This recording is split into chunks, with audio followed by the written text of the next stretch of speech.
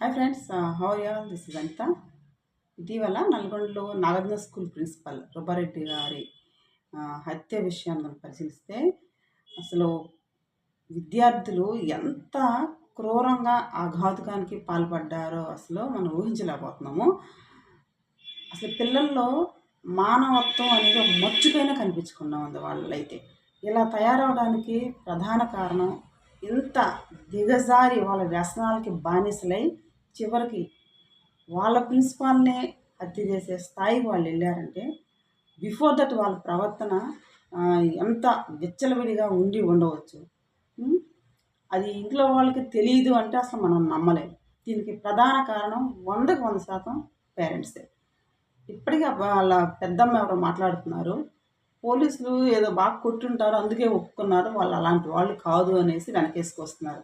ఇలా చిన్నప్పటి నుంచి వాళ్ళు ఏ తప్పులు చేసినా వెనకేసుకొచ్చి చివరికి ఇదిగో ఇలాంటి దుస్థితికి వాళ్ళు రావడానికి కారణం అవుతారు కుటుంబ సభ్యులు. వాళ్ళు గాంజా యూజ్ చేస్తున్నారు, మద్యం యూజ్ చేస్తున్నారు, మొబైల్ యూజ్ చేస్తున్నారు. In hostel. అది తెలిసి హాస్టల్ నుంచి బయటికి పంపించారు. పేరెంట్స్ కౌన్సిలింగ్ కూడా ఇచ్చారు. మరి హాస్టల్ నుంచి బయటికి పంపించిన తర్వాత వాడి మీద నిఘా ఉండాలి కదా పేరెంట్స్‌కి. ఇంకా వీడేమన్నా మారాడా లేదా అని.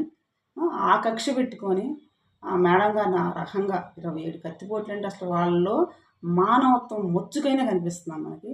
ఇంత ఘోరంగా ఇంత మానవత్వం అనేది లేకుండా ఇంత దిగజారిపోయి ఆ పిల్లలు ఎందుకు అట్లా ప్రవర్తించారు అంటే, దీనికి ప్రధాన కారణం తల్లిదండ్రుల పర్యవేక్షణ లేకపోవటం.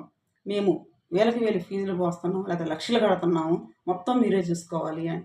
అంటే వందల మంది స్టూడెంట్స్ ఉంటారు. వాళ్ళల్లో మీలాంటి పిల్లలే ఒకరిద్దరే ఇలా చేస్తున్నారంటే దానికి కారణం ఎవరై ఉంటారు? ఒక్కసారి మిమ్మల్ని మీరు క్వెషన్ చేసుకోండి. అడిగిందల్లా ఇవ్వడము, అతి గారాబం చేయటం, ఏ తప్పులు చేసినా వెనకేసుకురావటము, టీచర్స్‌ని మీ పిల్లల ముందు అవమానకరంగా మాట్లాడటము, ఇవన్నీ కనపడని వాళ్ళ ఆ యొక్క స్థితికి కారణమవుతాయి అన్నమాట. ఒక్కసారి పేరెంట్స్ గుర్తెచ్చుకోండి, ఆలోచించుకోండి. మీరెక్కడ పొరపాటు చేస్తున్నారు? ఎంతసేపటికి గవర్నమెంట్ స్కూల్స్‌లోనే ఇలాగుంటాయి. గవర్నమెంట్ స్కూల్‌లో అందరూ తాగుబోతులు, గాంజా యూజ్ చేసేవారనే ప్రచారం బాగా జరుగుతుంది ఈ మధ్య కాలంలో. Especially in villages. డబ్బులున్నాయి మా దగ్గర, మేము వేలకు వేలు పోసి ప్రైవేట్ హాస్టల్‌లో ఏస్తున్నాము. మా వోళ్ళు తోపులైపోతారు రేపు పొద్దునని చెప్పేసి అంకలు గుద్దుకుంటున్నారు.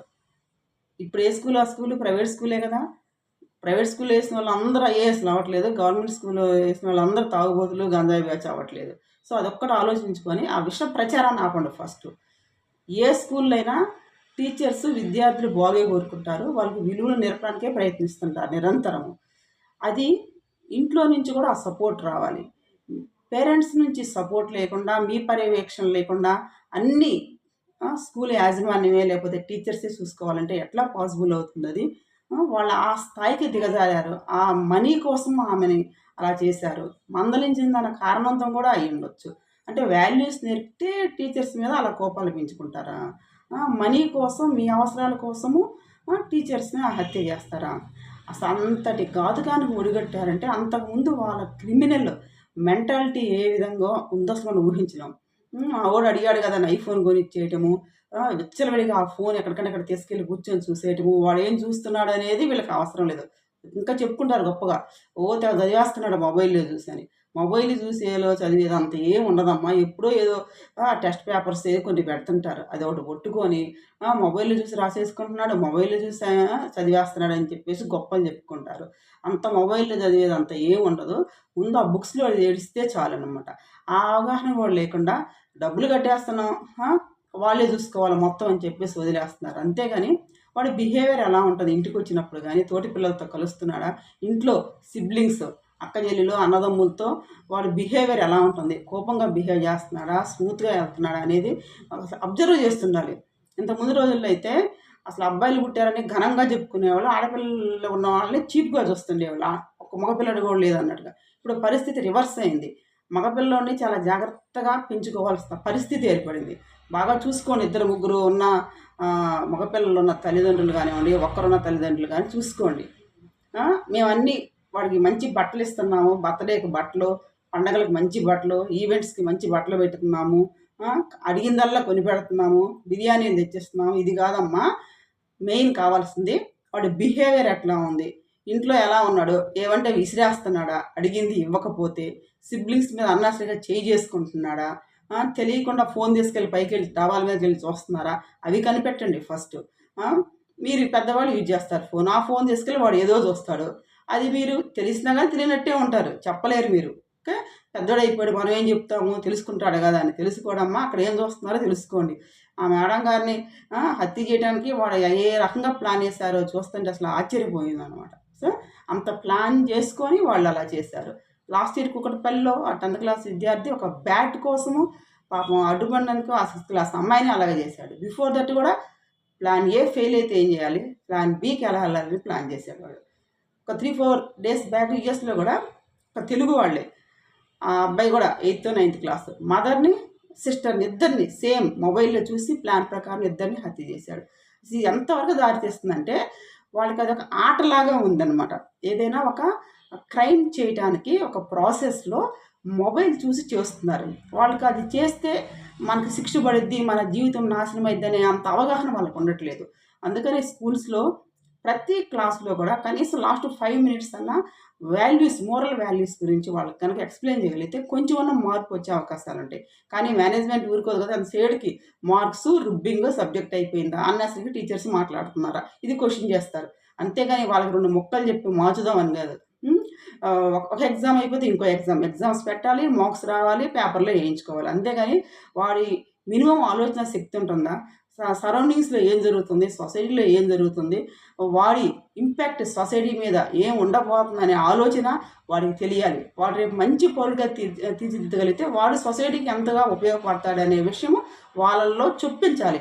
అది చెప్పకుండా సేడికి ఇందులో మార్క్స్ రాలేదు, ఇందులో మార్క్స్ రాలేదు, ఇది చదవండి, ఇది తప్ప చుట్టూ ఏం జరుగుతుందన్న ఆలోచన, వీళ్ళు ఏం చేయాలి, ఎలా రెస్పాండ్ అవ్వాలి ఇది జరిగినప్పుడు దేశంలో అనేది కూడా వాళ్ళకి అందకుండా, న్యూస్ కూడా ఏది అందకుండా వాళ్ళని అలా తయారు చేస్తున్నారు. ఒక రోబోస్ లాగా తయారు చేస్తున్నారు.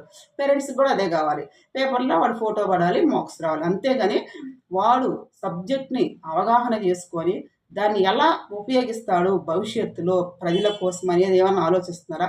ప్రజల కోసం దాకా పోయాం, తన కోసం తనకు ఎంత ఉపయోగపడిద్ది ఆ సబ్జెక్ట్ అని తెలియాలి కదా. సమాజంలో బతకాలంటే ఓన్లీ మొబైల్లో చూసో ఎగ్జామ్స్ రాస్తే రాదమ్మా, చుట్టూ ఏం జరుగుతుంది దాని మీద మన రియాక్షన్ ఎలా ఉంది. కొంతమంది ఉంటారు, ఏదైనా జరిగిందనుకోండి కాశ్మీర్లో ఏదైనా ఇష్యూ, ఎప్పుడు తనుకుంటూనే ఉంటారు అని అంటారు. ఆ కాశ్మీర్లో ఆ సైనికులు మన కోసం ఫైట్ చేస్తున్నారు, ఒక రెస్పాన్సిబుల్గా వాళ్ళు అలా చేస్తున్నారు కదా, మనం ఇక్కడ సేఫ్గా ఉన్నాం అనేది వాడికి తెలియజేయగలగాలి, పేరెంట్స్ కానీ టీచర్స్ కానీ. అలా తెలియకుండా మనం ఇలా కామెంట్ చేసినప్పుడు ఆటోమేటిక్గా వాడు ఎప్పుడు తన్నుకుంటూ ఉంటారా అనేటువంటి వాళ్ళలో పడిపోయింది. అలా కాకుండా వాడి బాధ్యత ఏంటి, సొసైటీ పట్ల అవగాహన పెంచుకోవటం ఆ వయసులో వాడికి ఉండాల్సింది. అలాగే చదువుకుంటూ మంచి మార్క్స్ తెచ్చుకోవాలి, ఇతరులతో బిహేవియర్ పరంగా మంచిగా ఉండాలి, గర్ల్స్తో కానీ ఫ్యామిలీ మెంబర్స్తో కానీ టీచర్స్ కానీ గౌరవించడం, ఇలాంటివన్నీ నేర్చుకోవాలి అనేది వాడిలో నెలకొల్పగలగాలి. అంతేగాని ఇంతకుముందు రోజుల్లో ఇంత క్రూరత్వము మామూలు వ్యక్తుల్లో కూడా ఉండేది కాదు, ఇప్పుడు పిల్లల్లో కూడా ఉండడానికి ప్రధాన కారణము, ఇంతకుముందు రోజుల్లో ఏ పండగకో సంవత్సరానికి 2 సార్లు నాన్ వెజ్ తినేవాళ్ళు, పండగలు వస్తే మెయిన్. ఇప్పుడు అది లేనిది ముద్ద దిగదు. అంటే అసలు వాళ్ళ మైండ్ కూడా ఎలా థింక్ చేస్తుందంటే, కొన్నాళ్ళకి మన ఇండియాలో కొన్నిట్టే తింటారనమాట, ఇంకా చైనా అలాగే అవుతారనమాట. అట్లా తయారయ్యారు, ఒక క్రూరంగా అవుతున్నారు. ఒక సాఫ్ట్ నేచర్ అనేది వాళ్ళల్లో ఉండదు. ఎక్కువ నాన్ వెజ్ తినేవాళ్ళని అబ్జర్వ్ చేయండి, సాఫ్ట్ నేచర్ తగ్గిపోయిద్ది, కోపం ఎక్కువ పెరిగిద్ది అనమాట, ఇతరుల పట్ల చులకన భావం పెరిగిద్ది. ఇవన్నీ పోవాలంటే కొంచెం సాఫ్ట్ ఫుడ్ పెట్టండి, మంచి సరౌండింగ్స్ అందించండి వాళ్ళకి, ఇతరుల పట్ల గౌరవంతో మెలిగేటట్లు చూడండి, టీచర్స్కి రెస్పెక్ట్ ఇవ్వడం నేర్చుకోండి. పిల్లల ముందే టీచర్స్ని అపహేళనగా మాట్లాడితే వాడు అట్లా తయారవుతాడు టీచర్స్ పట్ల బాధ్యతారాహిత్యంగా. ఓకే, దానివల్ల నష్టం ఎవరికి, మీకే నష్టం అయింది. ఇప్పుడు మా మేడం గారిని చంపేసి ఉండొచ్చు, ఫ్యూచర్లో వాడి భవిష్యత్తు ఏమైంది, ఇప్పుడు ఇంకా జైలుకి వెళ్తా, అలా ఉండకూడదు. పిల్లలతో పాటు ఆ పేరెంట్స్కి కూడా శిక్ష పడితే, అలాంటి యాక్ట్ ఏదైనా వస్తే అప్పుడు ఒళ్ళు దగ్గర పెట్టుకొని పిల్లల్ని ఎలా పెంచాలి, వాళ్ళు ఎలా మెలుగుతున్నారు, ఇంట్లో ఎలా మెలుగుతున్నారు, బయటకు వెళ్ళినప్పుడు బిహేవియర్ అనేది అబ్జర్వ్ చేస్తారు ఒళ్ళు దగ్గర పెట్టుకొని. ఇంతకుముందు గర్ల్స్ని ప్రొటెక్ట్ చేసుకునేవాళ్ళు, బయటకు వెళ్తే వీళ్ళకి ఇబ్బంది జరిగిద్ది ఏమోనని. కానీ ఇప్పుడు బాయ్స్ని ప్రొటెక్ట్ చేసుకోవాలి. వాడు ఇంటికి వచ్చినప్పుడు ఇంట్లోనే కూర్చుంటున్నాడా, లేకపోతే ఒక బయటికెళ్ళి పబ్లిక్లో అందరితో ప్రజలతో కలుస్తున్నాడా, చుట్టుపక్కల వాళ్ళతో కానీ ఫ్రెండ్స్తో కానీ రిలేటివ్స్తో కానీ కలుస్తున్నాడా లేదా అబ్జర్వ్ చేయండి. ఏమని తిరగదీసి ఏమన్నా బిల్ గేట్సా లేకపోతే సత్యనాథెల్లనా ఫోన్ పట్టుకుని ఎప్పుడు చూస్తానికి కొత్త కొత్త యాప్స్ ఏమైనా క్రియేట్ చేస్తున్నారా? ఏది అడిగితే అది కొనిపెట్టడము, 4th, 5th నుంచి హాస్టల్స్లో పడేసేయటము. వాడికి అక్కడికి వెళ్తే టార్చర్. ఎర్లీ మార్నింగ్ లెగవాలి, క్లాసెస్కి అటెండ్ అవ్వాలి 4కో 5కో, డే అంతా క్లాసెస్, నైట్ 10, 11 వరకు క్లాసెస్. ఆ నిద్ర సరిగా ఉండదు, ఆ ఫుడ్ సరిగా ఉండదు, వాడికి ఇష్టమైన ఫుడ్ తినలేడు. ఎప్పుడో ఒకసారి ఇంటికి వస్తే ఆ ఇంట్లో నచ్చింది ఏమో చేసి పెడతారు. అంటే వాడు అక్కడ టార్చర్ భరిస్తాడు. ఇంటికి వచ్చిన తర్వాత పెద్దగా ఎవరితో కలవలేడు. అలా అలా 10th ఇంటర్మీడియట్, ఇంక ఇంటర్కి వస్తే ఇంక అసలు వాడికి బయట ప్రపంచమే తెలియదు. చుట్టూ ఏం జరుగుతుందో అసలు 1% కూడా తెలియదు ఇంటర్మీడియట్ వాడికి. అంటే ఈవెన్ న్యూస్ పేపర్ కూడా అందుబాటులో ఉండదు. అలా ఉంటుంది. అలా ఉన్నప్పుడు రేపు సొసైటీలోకి వాడు వచ్చిన తర్వాత బీటెక్ వస్తాడు. ఇంకా అప్పుడు వాడికి ఒక్కసారిగా ఫ్రీడమ్ వస్తుంది. వాడికి నచ్చింది వాడు చేస్తాడు. ఆఫ్టర్ దట్ జాబ్లోకి వెళ్తాడు. వాడికి సోషల్ బాండింగ్స్ అనేవి తెలియవు అనమాట. పెళ్లి చేసుకున్న అమ్మాయినో వాళ్ళతో అబ్బాయో వాళ్ళతో ఉండేటప్పుడు ఎలా అంటే అలా బిహేవ్ చేస్తారు. ఇటీవల కాలంలో చూస్తే హనీమూన్ కని తీసుకెళ్ళి వాడు ఆ రకంగా చంపడము డెహ్రాడూన్లో. అసలు అంత చదువుకొని అంత సెంట్రల్ గవర్నమెంట్ పేరెంట్స్, వాళ్ళ పేరెంట్స్ ఆయన ఢిల్లీలో అయినా కానీ ఆ రకంగా చంపాయంటే వాడి మానసిక పరిస్థితి చూడండి. అంటే పిల్లల్ని వదిలేసి 4th, 5th కాంచి హాస్టల్లో పడేసి మేము మనీ పోసేస్తున్నాం, చాలా చాలా చదివేస్తున్నాడు. అది కాదు, social bonding also more important అనమాట. అప్పుడే సొసైటీలో ఏం జరుగుతున్నాయి, ఎవరితో ఎలా మెలగాలి, మన రెస్పాన్సిబిలిటీ ఏంటి సమాజం పట్ల అనేది వాళ్ళకి అవగాహన ఉంటుందన్నమాట. ఈ అవగాహన ఇంతకు ముందు రోజుల్లో ఉన్న వాళ్ళకి ఎక్కువ ఉండేదన్నమాట. గవర్నమెంట్ స్కూల్స్లో చదివే వాళ్ళకి టీచర్స్ చాలా మోరల్స్ గురించి చెప్తుండేవాళ్ళు. చాలా తక్కువ మంది ఇలా విచ్చలవిడిగా ఉండేవాళ్ళు, తక్కువ మంది ఉండేవాళ్ళు అనమాట. ఇప్పుడు కూడా ఎవరో ఒకరిద్దరు ఉంటారు. దాన్ని పట్టుకొని స్కూల్సే అలా ఉన్నాయని చెప్పేసి ముద్రేస్తున్నారు. అది చాలా చాలా తప్పు. Very well experienced teachers, well educated teachers government సెక్టర్లో ఉంటారు. అది మర్చిపోయి లక్షలు లక్షలు పోస్తున్నాము, ర్యాంక్స్ వచ్చేస్తాయి. ర్యాంక్స్ ఎంతమందికి వస్తాయి? ముందున్న 10 మందికి వస్తాయి కొంచెం మంచి మార్క్స్. వెనకాల మార్క్స్ ఎక్కడ ఉన్నాయి? అక్కడ ఏమి లేవు. మీరు వాళ్ళని కంట్రోల్లో పెట్టుకోలేక, వాళ్ళ బిహేవియరు సరిగా ఉండేటట్టు మీరు చేయలేక, అంటే మీరు సరిగా పెంచుకోలేక మాత్రమే ఆడ పంపుతున్నారు. అంతేగాని వాడికి మార్క్స్ వస్తాయని మీరు పంపించట్లేదు. ఆ విషయం వాళ్ళకి తెలుసు, మీకు తెలుసు. సరే, అక్కడ పంపించిన బిహేవియర్ సరిగా లేనప్పుడు ఎందుకు ఆ లక్షలు లక్షలు వేలకు వేలు వేస్ట్ చేసుకోవడం? ఇవే గవర్నమెంట్ సెక్టారే బెస్ట్ కదా. మళ్ళీ ప్రిస్టేజ్ ఇష్యూ.